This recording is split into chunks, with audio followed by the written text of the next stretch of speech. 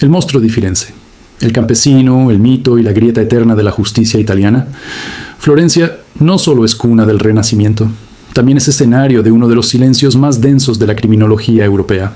Durante casi 2 décadas, entre colinas, viñedos y autos detenidos en la penumbra, alguien cazó parejas con una precisión quirúrgica y una paciencia que helaba la sangre. Cuando el país creyó haber encontrado un rostro para ese horror, el nombre de Pietro Pacciani emergió como una respuesta incómoda, áspera, nunca definitiva. Esta historia no empieza con un monstruo, empieza con una Italia rural, herida, desconfiada, y con un sistema judicial que caminó sobre terreno minado. Advertencia: el siguiente relato aborda crímenes reales, violencia extrema y contextos judiciales complejos. El contenido puede resultar perturbador para algunas personas. La intención es informativa y documental, sin glorificar la violencia ni prejuzgar más allá de los hechos conocidos y debatidos. La Toscana de posguerra era una tierra de silencios largos y memorias cortadas a cuchillo. Pietro Pacciani nació en 1925 en una Italia campesina, dura, donde la ley convivía con códigos no escritos y la violencia doméstica se ocultaba detrás de puertas cerradas. Su biografía temprana no presagiaba titulares, pero sí sombras. En 1951, un episodio marcaría su nombre para siempre. Fue condenado por el homicidio de un hombre sorprendido en una situación íntima con su entonces prometida. Cumplió condena. Salió. Volvió a la tierra. Volvió al anonimato. O eso parecía. A partir de 1968, la provincia de Florencia empezó a acumular cadáveres y preguntas. 8 dobles homicidios, cometidos en contextos similares, con una constante técnica. Parejas jóvenes, aisladas en autos, atacadas con un arma calibre. 22. La violencia no era caótica, era reiterativa. Y eso, para los investigadores, siempre es una firma. La prensa bautizó al asesino como il mostro di Firenze. El nombre creció más rápido que las certezas. Durante años, las investigaciones zigzaguearon. Sospechosos múltiples, hipótesis que se caían, errores, omisiones. El país asistía a una especie de ritual macabro en capítulos. Cada crimen reabría heridas. Cada pista prometía el final y entregaba más confusión. En ese caldo espeso de miedo y presión mediática, la figura de Pacciani empezó a perfilarse como algo más que un campesino hosco de Scandicci. No fue una sola prueba, sino una constelación de indicios lo que lo llevó al centro del huracán. Su pasado violento, documentado, testimonios familiares que describían maltrato, amenazas, una sexualidad distorsionada por la posesión y el castigo. El relato de su esposa, Angiolina Mani, y de sus hijas, fue demoledor en lo humano y sugestivo en lo penal. No eran pruebas balísticas, pero sí un retrato psicológico que encajaba con la narrativa del monstruo. Luego apareció el hallazgo que haría ruido en titulares y tribunales.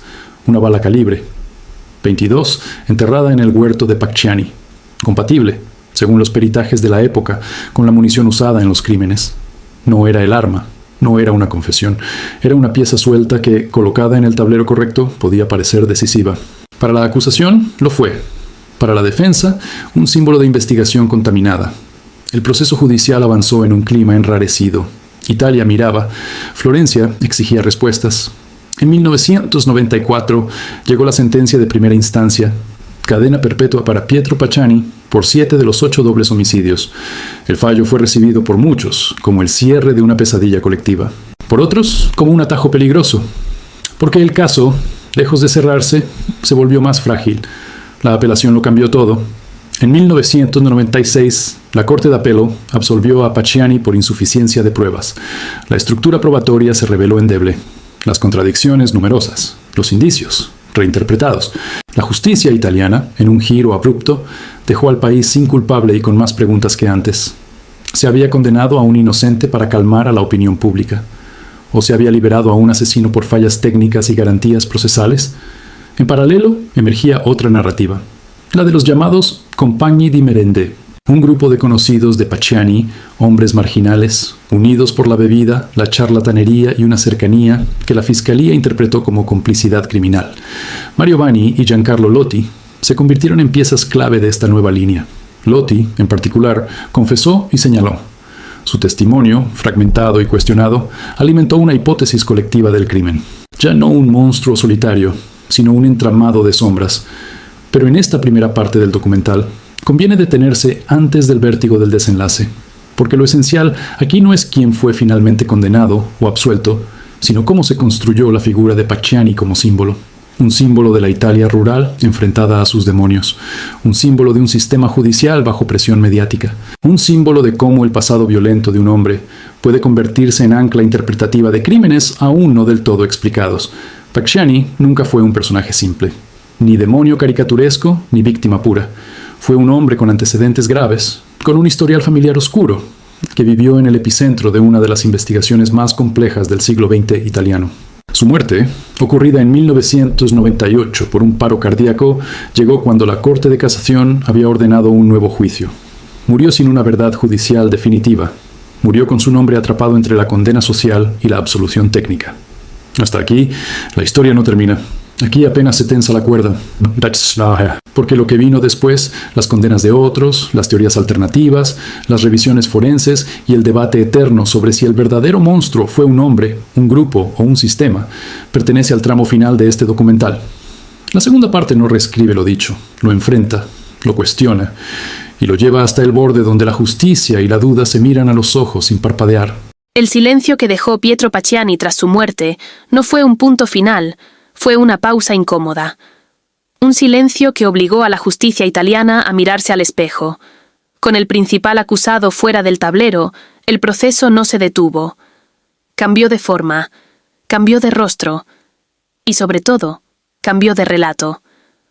La Corte de Casación había ordenado un nuevo juicio, no para absolver ni para condenar por inercia, sino porque el caso, tal como estaba construido, no resistía el peso de su propia complejidad.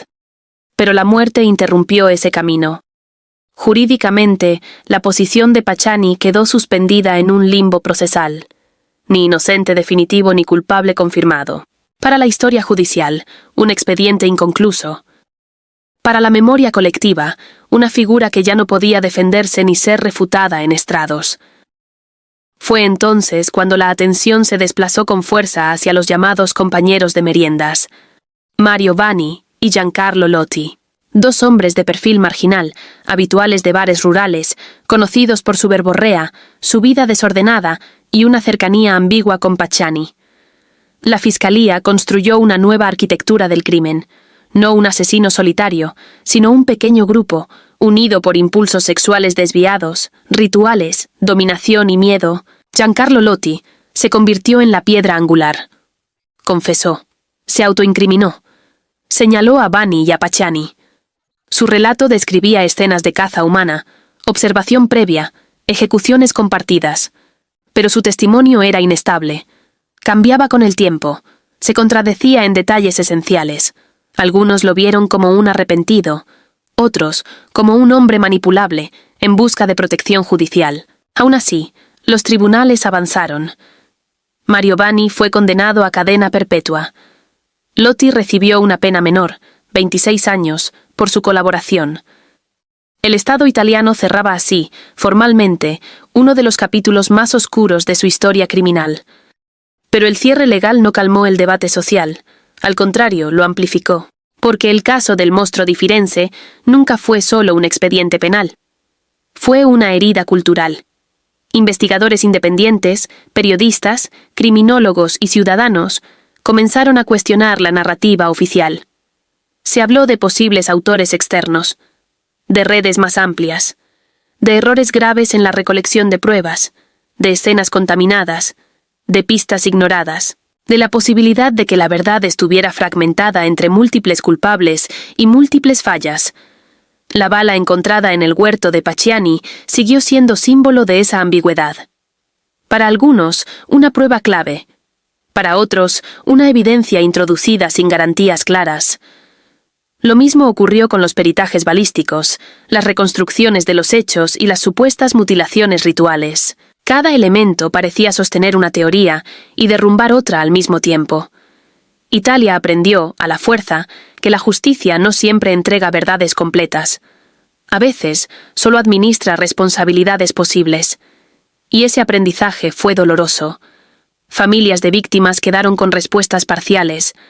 Comunidades enteras vivieron décadas bajo la sombra del miedo y la sospecha, y el sistema judicial quedó expuesto, no como una maquinaria perfecta, sino como una estructura humana, falible, atravesada por presiones mediáticas y errores irreversibles. Con el paso del tiempo, el caso fue reabierto simbólicamente más de una vez.